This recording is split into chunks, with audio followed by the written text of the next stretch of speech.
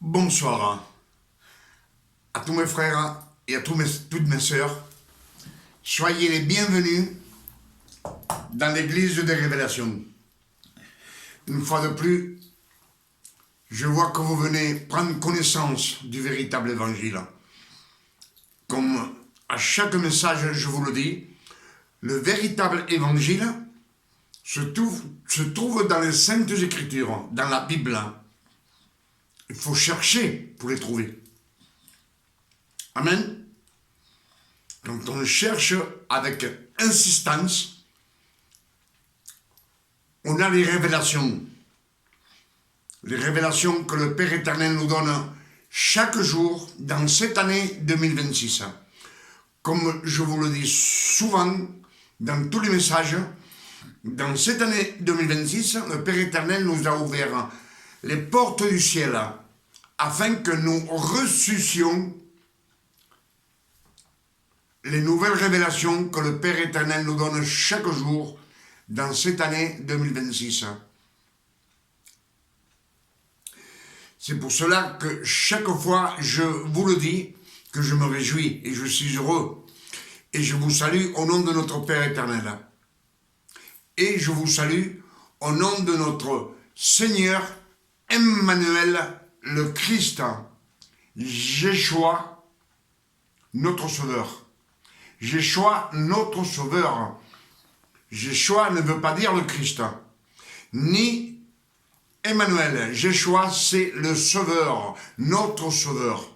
C'est lui qui nous sauve par son grand sacrifice sur la croix du Calvaire. Amen. Et c'est lui aussi qui nous mène sur le chemin qui mène dans le royaume des cieux, où le Père éternel nous donne la couronne de vie, afin qu'on puisse vivre avec lui pour toute l'éternité en sa présence. Amen. Que ces messages de révélation puissent vous bénir et vous sanctifier. Ce qu'on va lire aujourd'hui, c'est un peu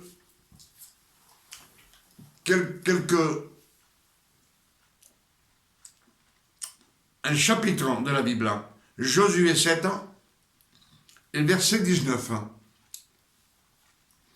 On l'a déjà prêché il y a 3-4 jours, mais on va reprendre ce que ça veut dire vraiment. Amen. Josué dit à Akan, mon fils, donne gloire à l'Éternel, le Dieu d'Israël, et rends-lui hommage. Dis-moi donc ce que tu as fait. Ne me le cache point. C'est Josué qui parle. Akan répondit à Josué et dit, il est vrai que j'ai péché contre l'Éternel, le Dieu d'Israël. Et voici ce que j'ai fait. J'ai vu dans le butin un beau manteau de Etchénéar, un manteau babylonien. Amen. Et 200 cycles d'argent. Et un lingot d'or du poids de 50 cycles. Je les ai convoités et je les ai pris, je les ai cachés en terre, au milieu de ma tente. Ce que la tente, ça lui servait de maison. Ils étaient dans le désert. Amen. Là, pour faire plus vite, on va vous dire que Josué envoya des gens chercher dans la tente de Akan et ils trouvèrent la cape, le manteau, ils trouvèrent les 200 cycles d'argent et le lingot d'or. Et ils le portèrent devant Dieu. Amen. Dieu, parce qu'il avait volé Akan, il avait volé. Ils firent la guerre contre Jéricho et dans une maison, il a trouvé tout ça. Tous ces objets de valeur. Et il les a volés, il les a cachés. Et les Écritures nous disent que Josué et tout le peuple d'Israël prirent Akan, ses fils, sa fille, ses fils, ses filles, ses bœufs, ses brebis, tout son bétail, tout ce qu'il possédait, sa tante qui lui servait de maison, il nous dit qu'il les lapidèrent. Ils les tuèrent avec des pierres. Et après, ils les brûlèrent. Tout ce monde. Amen. Donc, à ce qu'on voit, si Akan a péché, toute sa famille est condamnée. Même ses troupeaux, tout ce qu'ils possèdent, ils sont condamnés. Amen. Puisqu'à l'époque, le Père éternel leur a donné les 613 commandements, un ordre. Et chaque fois qu'un Israélite commet un crime, il est lapidé, il est tué avec des pierres.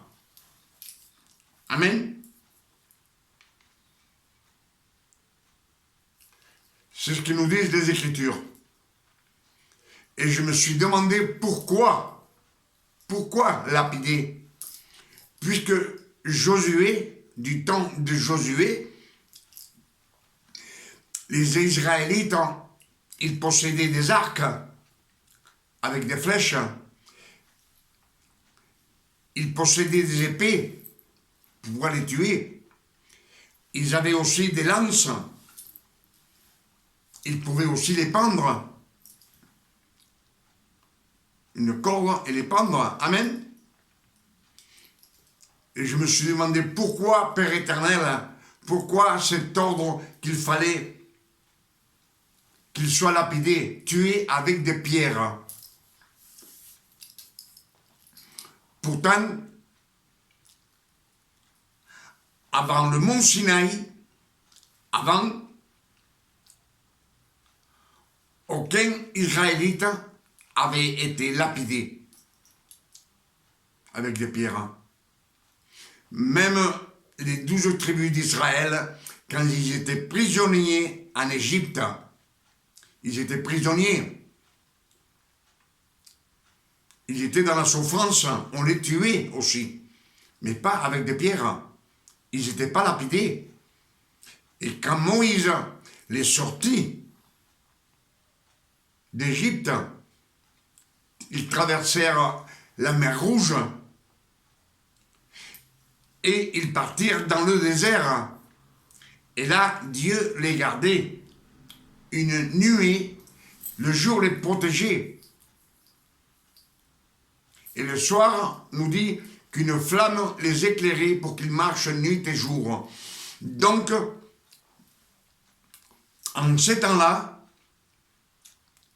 le peuple d'Israël, il se plaignait contre Dieu. Il se plaignait contre Moïse, contre Aaron. Et personne n'a été lapidé.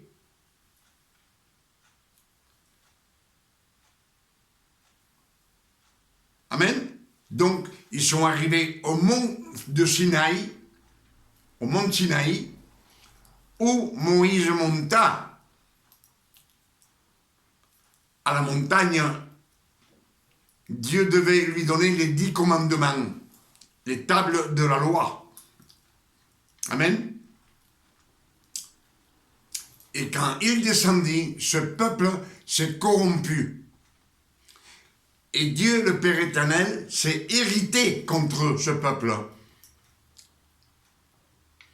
Et à partir de là, il leur donna les 613 commandements. 613 commandements, il fallait que tout celui qui pêche, tout celui qui fait un crime, devait être lapidé, tué à coups de pierre. Et je me suis demandé pourquoi. Pour quelle raison? Pourquoi pas avec un arc et des flèches? Avec une lance, avec une épée? Cet ordre que le Père éternel a donné aux 12 tribus d'Israël, c'est un ordre strict. Dieu savait, il est omniscient, il sait qu'il ne peut pas. Personne ne peut accomplir les 613 commandements. Amen. Personne. Pourquoi? Parce que le Père éternel a tout planifié avant la fondation du monde. Il a tout planifié comme dans un ordinateur. C'est pour cela qu'il nous est dit, Éphésiens 1, verset 4, Dieu nous a choisis avant la fondation du monde en Christ. Christ, l'élu. Il nous a choisis à nous, afin que nous soyons des saints irrépréhensibles. Amen. Donc, ce n'est pas Jésus qui nous a choisis. Ce n'est pas le Christ. Ce n'est pas Emmanuel le Christ, c'est Dieu. Dieu nous a choisis avant la fondation du monde, afin que le peuple d'Israël soit tous des saints, qui puissent avoir la vie éternelle. Amen. Mais comme ils se sont corrompus, ils se sont moqués de Dieu, et dans les Écritures, il nous est dit que le peuple dit à Moïse, le peuple et tribus d'Israël disent à Moïse, Moïse, parle-nous toi-même et nous t'écouterons. Mais que Dieu ne nous parle plus.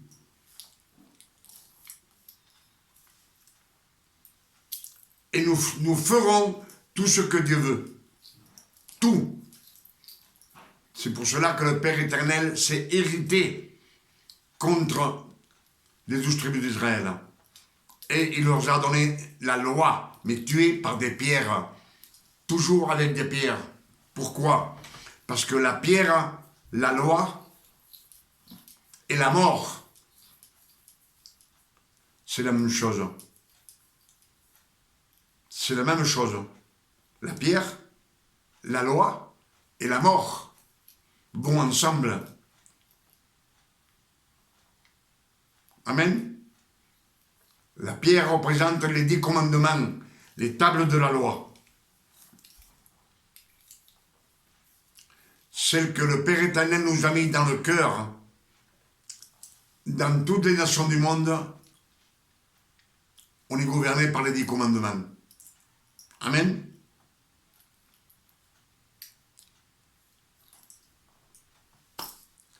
C'est pour cela que le Père éternel a donné cet ordre que tout celui qui faisait un crime ou un vol, comme fit Akam, il devait être lapidé à coups de pierre, la mort à coups de pierre, le péché engendre la mort, la pierre engendre la mort, tout c'est la même chose, c'est un cercle, comme je vous ai dit beaucoup de fois.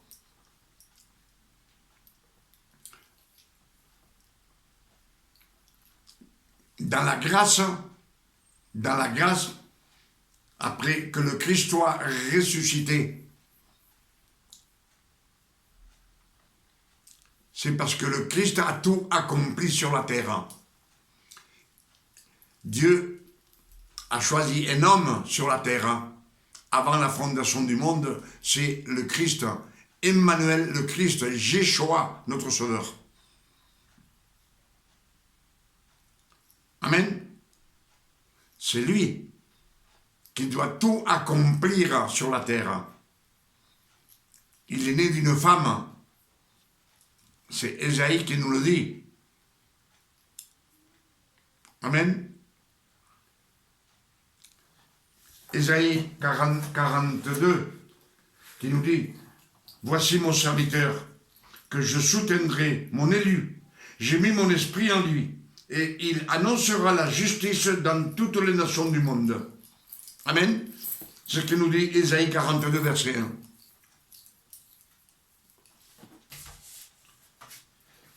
Ésaïe 49, verset 1. Ésaïe 49, verset 1 nous dit: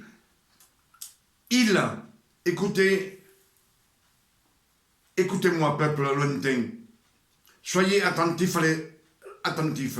L'Éternel m'a appelé dès ma naissance. Il m'a nommé dès ma sortie des entrailles maternelles. Il a été choisi dès qu'il est né de la Vierge Marie. Il a été choisi, un homme de chair et de sang. Amen.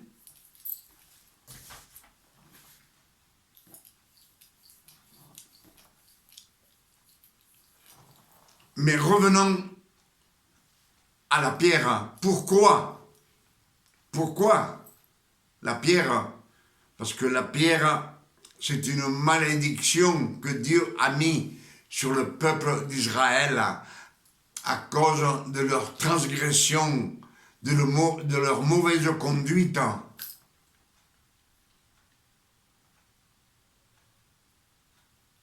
Amen.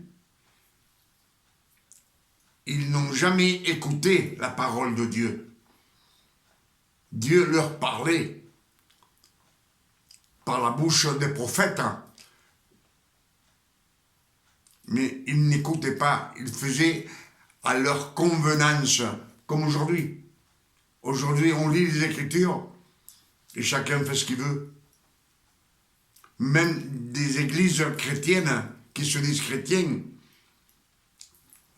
ils font des fausses doctrines d'hommes, leurs idées à eux. Ils ne cherchent pas dans les Écritures pour écouter la voix du Père éternel. Amen. Donc la pierre représente le péché.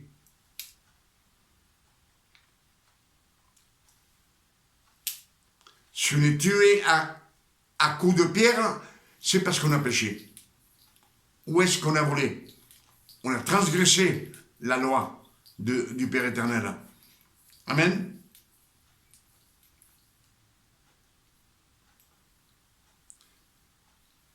« 2 Corinthiens 3, verset 6 nous le dit. La lettre écrite en pierre tue. Ce sont les 10 commandements, les 2 tables de la loi. Amen. Le ministère de la mort, écrite en pierre, c'est la loi. Donc c'est la loi qui nous tue. La loi, le péché, mais par des pierres. Le Père éternel a tout accompli, lui, il a tout planifié afin que le Christ naisse et meure sur une croix, cloué des pieds et mains. Pour cela, il nous dit quand tout fut accompli, le Christ est venu sur la terre, il est né. Dieu, dès qu'il est né, il l'a choisi. On sait qu'à 12 ans, on le cherche. Marie et Joseph le cherchent. Et lui, Emmanuel leur dit, pourquoi vous me cherchez? Je ne savez pas que je dois m'occuper des affaires de mon père. Et là, on ne sait plus rien de lui. Jusqu'à 30 ans. À 30 ans, il prend son ministère. Une fois qu'il est baptisé du Saint-Esprit. Amen. Quand il est baptisé du Saint-Esprit, en lui, il a la parole. Et le Saint-Esprit. Et en plus, il a été, comme nous disent les Écritures,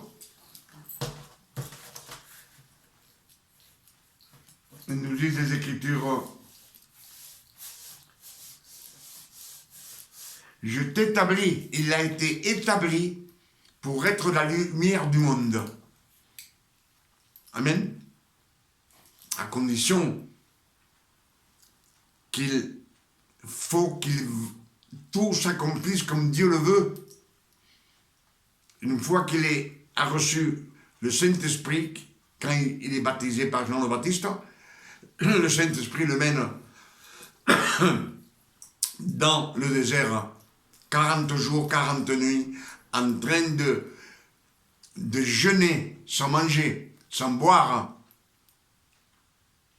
Et au bout de 40 jours, quand il a faim, le diable vient le tenter 3 fois. Et il lui dit, si tu es le Fils de Dieu, change ces pierres en pain. Amen. On sait que en ce moment, Emmanuel le Christ a faim. Il a envie de manger du pain. Mais ce que Satan lui propose, c'est qu'il fasse du pain de cette pierre. Le pain représente le pain de vie. Le pain de vie. Et Christ lui dit, l'homme ne vivra pas seulement de pain, mais de toute parole qui sort de la bouche de Dieu. La parole, c'est le pain de vie.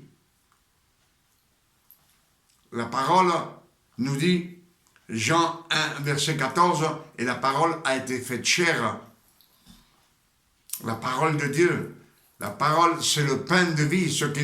On mange la parole pour nous remplir de la parole, de l'eau de la parole. C'est elle qui nous sanctifie. On l'écoute, la parole. Amen. On la cherche dans les Saintes Écritures. Amen. Il a fallu qu'il accomplisse tout. C'est pour cela que Matthieu 27, verset 51, nous dit que quand le Christ expira, il dit, entre tes mains, je recommande mon esprit. Le ciel a tremblé. La terre a tremblé.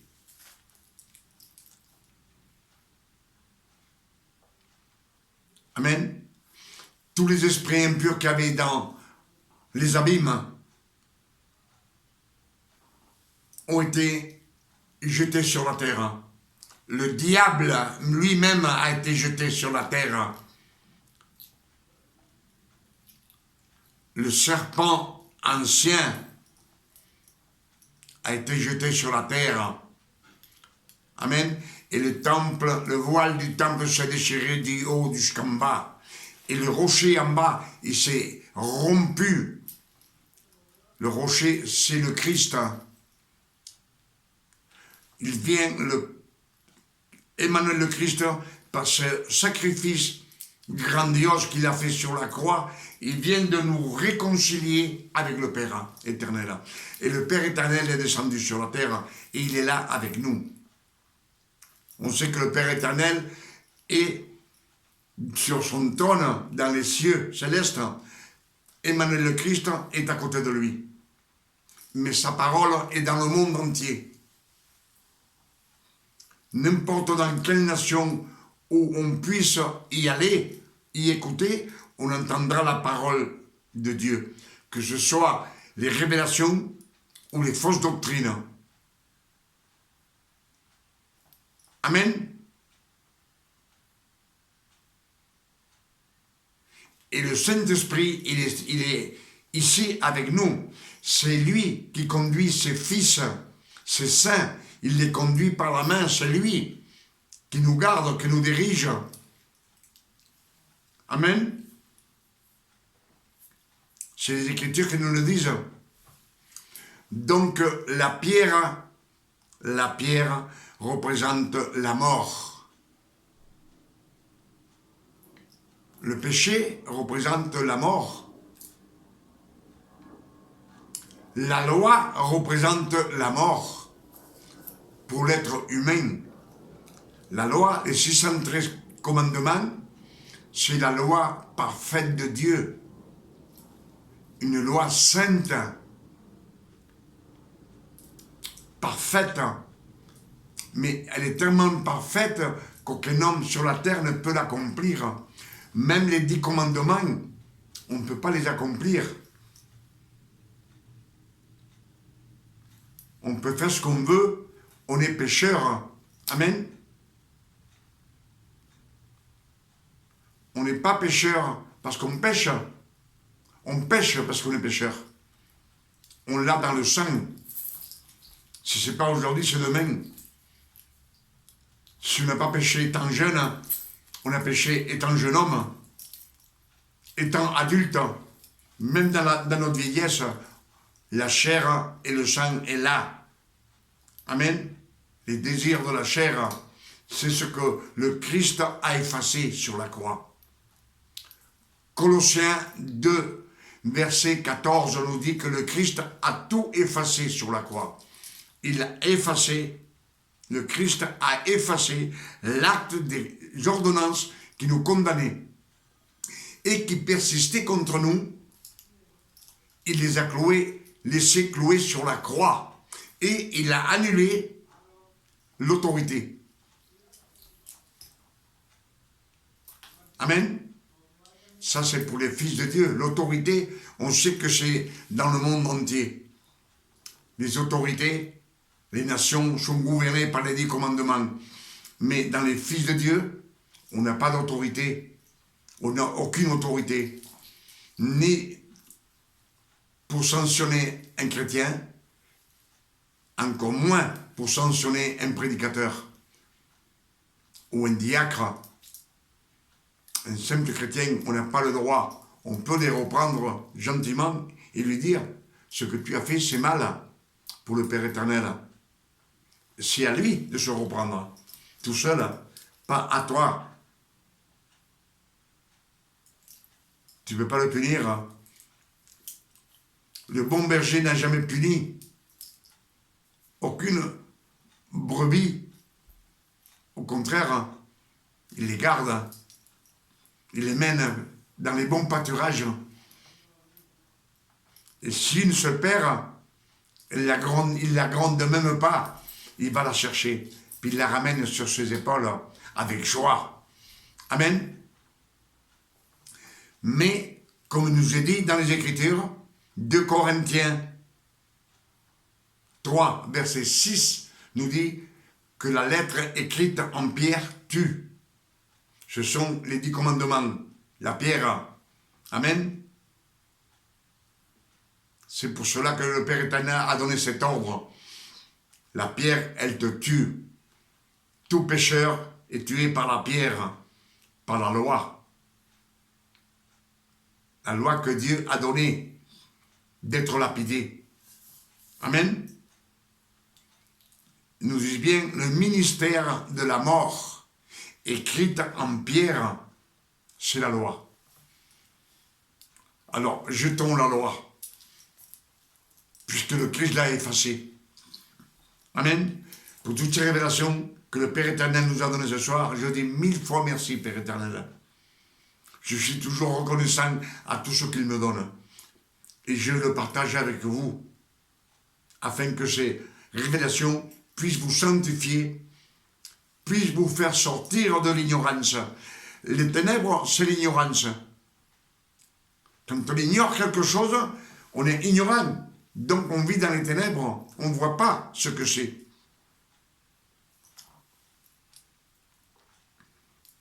Amen.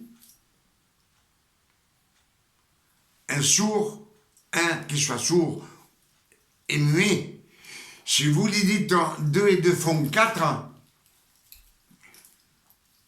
il ne va pas trouver ce que c'est.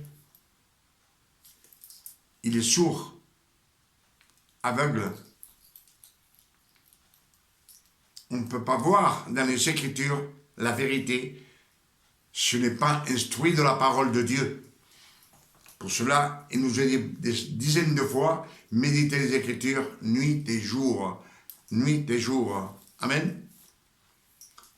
Pour toutes ces révélations, je dis merci 1000 fois, Père éternel. Que le nom du Père éternel soit béni, glorifié et sanctifié. Sur la terre comme au ciel.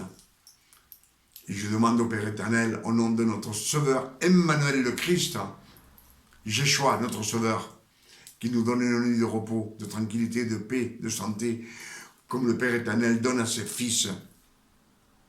Amen. Et à ses adoptés. Il y en a 2. Il y a les fils qui ont été élus avant la fondation du monde. Ce sont les 12 tribus d'Israël. Et après, il y a ceux qui sont adoptés. De toutes les nations du monde, il y en a qui sont adoptés. Ils viennent. Amen. Que Dieu nous garde et nous bénisse.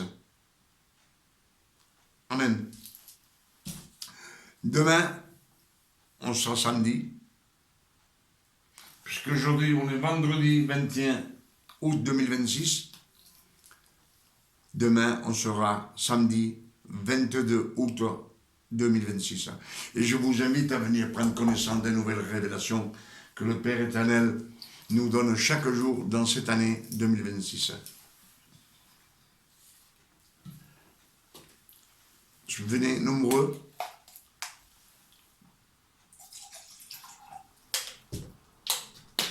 Si vous êtes nombreux, je me réjouis. Centaines, 200, venez prendre connaissance des nouvelles révélations. C'est le seul chemin qui nous mène sur le chemin qui mène à la gloire de Dieu. Amen. À votre santé.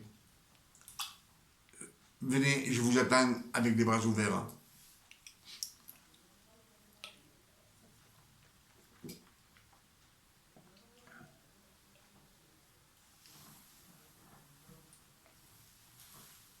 Que Dieu vous garde et il vous bénisse. Amen.